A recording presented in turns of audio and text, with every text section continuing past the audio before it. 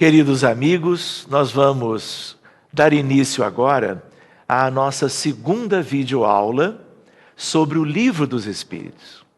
E como tínhamos visto da outra vez, estávamos analisando a introdução, que é a primeira etapa, por assim dizer, desta obra que todos estão já conhecendo ou conhecerão a partir de agora. Esta etapa da introdução, ela tem diversos itens. E nós tínhamos parado quando Allan Kardec estava trabalhando na questão sobre o mundo dos espíritos e a importância dele quanto a que devêssemos conhecê-lo muito bem, mesmo para nós, especialmente, que estamos na matéria, porque estamos encarnados. A ponto de Allan Kardec ter referido na introdução que o mundo espiritual é o mundo essencial, diríamos o mundo matriz, e o mundo físico, chamado mundo material, segundo ele, e segundo, portanto, os espíritos da codificação, poderia até não existir. E isto serve para nós como um balizamento em relação à questão dos valores morais e das vivências que temos do lado de cá, que é o lado ou o plano onde nós vivemos como encarnados. Mas agora nós vamos adiante, ainda na introdução, e vamos nos lembrando que nela Allan Kardec traz a noção, ainda no item 6, de que a vida material é uma prova a que os espíritos devem submeter-se repetidas vezes, até atingirem a perfeição absoluta. E ele diz: é uma espécie de depurador, de que eles saem mais ou menos purificados. Então, neste item, nós vamos tendo uma primeira ideia sobre a reencarnação, a necessidade das repetidas vezes estarmos na vida material para vivermos as provas e as expiações, no sentido de buscarmos, neste longo aprendizado, o nosso crescimento moral, a nossa depuração espiritual, visando ou tendo como meta a noção da perfeição. É claro que, do ponto de vista espiritual, esta é uma questão muito longa. Por isso, nós poderíamos desdobrar, como vamos fazê-lo depois, na ideia de perfeição ao nível que nós podemos alcançar quando ainda na condição de espíritos da humanidade terrena. Mas as noções e os patamares evolutivos vão muito mais adiante, até que nós tenhamos, então, a condição de perfeição sideral e aspectos que serão vistos de futuro.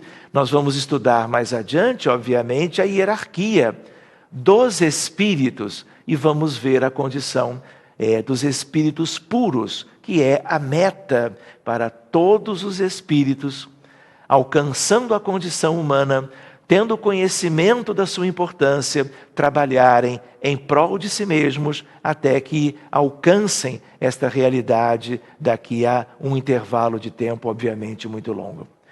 Nós nos lembramos, na introdução, quando ele diz: a encarnação dos espíritos verifica-se sempre na espécie humana.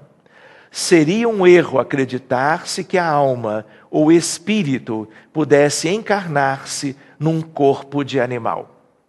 E é óbvio que Allan Kardec traz essa questão porque algumas culturas ancestrais trabalharam a ideia da metempsicose, que é a possibilidade, portanto, de que espíritos na condição humana pudessem como que viver uma experiência ou mais em corpos de seres animais, dos animais típicos do planeta Terra. Então, isto não é possível, como todos já podem saber.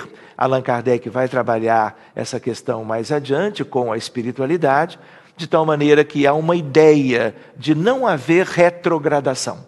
A ideia de que todo o processo evolutivo alcançado passa a ser patrimônio do espírito, daquele espírito que na condição humana vai evoluir incessantemente, buscando as suas aquisições morais que vão remetê-lo à felicidade e à plenitude evolutiva de futuro.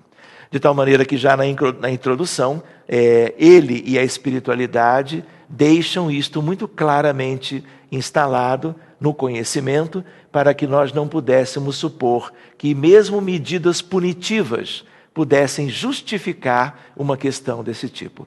Todas as encarnações dos espíritos que se tornaram humanos, a partir propriamente de todo um processo evolutivo na condição, ao mesmo tempo, de princípio espiritual, na condição humana, terão evolução sempre e, necessitando reencarnar, o farão em corpos tipicamente humanos, em quaisquer das nações do nosso mundo, da nossa terra, como são conhecidos de todos.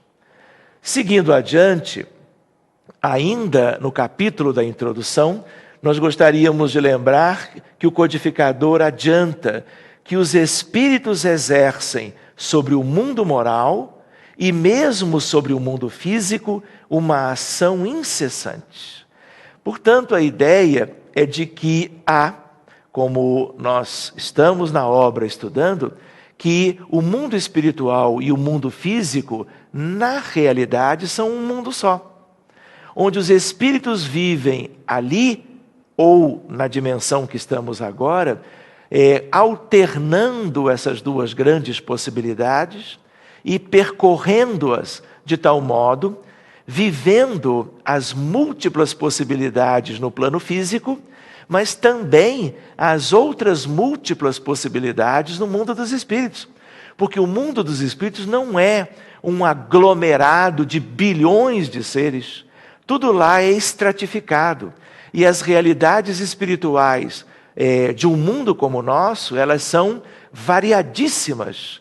E elas serão vividas por todos os espíritos. E já o estão sendo no curso da evolução, de acordo com as necessidades e o merecimento de cada espírito, quando ele vive na erraticidade durante um punhado de anos, às vezes décadas, às vezes séculos, mas procurando nessas vivências no além ou no além-túmulo, fazer com que elas sejam as mais úteis para a sua evolução espiritual, até que reencarnem novamente para um novo projeto de evolução. De tal maneira que os bons espíritos nos convidam ao bem nesta interação deles para conosco. Nos sustentam nas provas da vida e nos ajudam a suportá-las com coragem e resignação. O mundo não é de provas e expiações, nós não vivemos tribulações em todas elas, nós não seremos testados, provados. Pois bem, a espiritualidade não pode evitar essas vicissitudes. Pelo contrário, eles fazem parte de toda esta programação. Os bons espíritos nos ajudando a que vençamos essas questões, aprimorando com estas vivências, aprimorando as nossas condições morais e espirituais. Ao contrário, os maus espíritos, os espíritos ignorantes de certas questões, nos convidam ao mal. E o codificador nos diz, por que eles fazem isto? É para eles um prazer ver-nos sucumbir e nos assemelharmos ao seu estado, como se eles pudessem e tentassem fazê-lo, e muitas vezes com êxito, que nós não aproveitemos as provas e as dificuldades. E não aproveitando, nós viveríamos, como acontece, como já nos ocorreu e pode ocorrer ainda, uma verdadeira estagnação espiritual. Eles se comprazem com isto. E por que as coisas são assim? Porque o planeta Terra, ele não é um mundo ou uma humanidade como um modelo da vida universal. Pelo contrário, isto aqui é um planeta hospital. Isto aqui é um educandário especial para almas aos bilhões de uma natureza tal que não podem viver em qualquer outro lugar do universo. Pelo contrário, são como que trazidos para esta realidade, e é aqui que estes espíritos e nós com eles, fazendo parte do mesmo todo, claro, estaremos vivenciando aquilo que se faz necessário no cumprimento das vivências das leis de Deus, aqui mesmo onde estamos. A espiritualidade, através dos amigos espirituais da codificação, deixaram, junto a Kardec, a outra noção, e ele nos coloca isto na introdução. Distinguir os bons e os maus espíritos é fácil. Ele chega a dizer extremamente fácil, em função, claro, dos conteúdos. E aí ele diz que a linguagem dos espíritos superiores é constantemente digna, nobre, cheia da mais alta moralidade. Livre de qualquer paixão inferior, seus conselhos revelam a mais pura sabedoria e tem sempre por alvo o nosso progresso e o bem da humanidade. Esta é a característica fundamental de todos aqueles que, seja pela psicografia, seja pela psicofonia, ou eventualmente em função de manifestações, que são manifestações do tipo das materializações luminosas, como eventualmente se fazem presentes em diversas partes do mundo, são influências ou maneiras variadas dos grandes espíritos, dos espíritos superiores, dos espíritos bondosos, nos auxiliarem, nos esclarecendo em tudo aquilo que precisamos conhecer para pautarmos as nossas vidas de uma maneira condizente com o aprendizado cristão, contido especialmente, claro, no caráter cristão da própria doutrina, no Evangelho segundo o Espiritismo, como está lá claramente ilustrado para todos nós. Quando vamos mais adiante, nós nos recordamos que, ao mesmo tempo que ele fala sobre os grandes e bons espíritos, os espíritos superiores, ele também nos fala de que o egoísmo, o orgulho, a sensualidade são paixões que nos aproximam da natureza animal, prendendo-nos à matéria. E é claro, quando ele diz isso, ele também nos refere que essas questões nos tornam afins com espíritos de uma natureza inferior. Na escala espírita, quando mais adiante formos estudá-la, nós vamos ver que espíritos desta condição são muito comuns na nossa terra, na nossa humanidade. E nós, muitas vezes, faremos como que ressonância com eles e eles estarão presentes, mas agora ao contrário, nos inspirando para questões menos dignas, que são como que possibilidades para todos nós ainda, de um certo modo, lamentavelmente.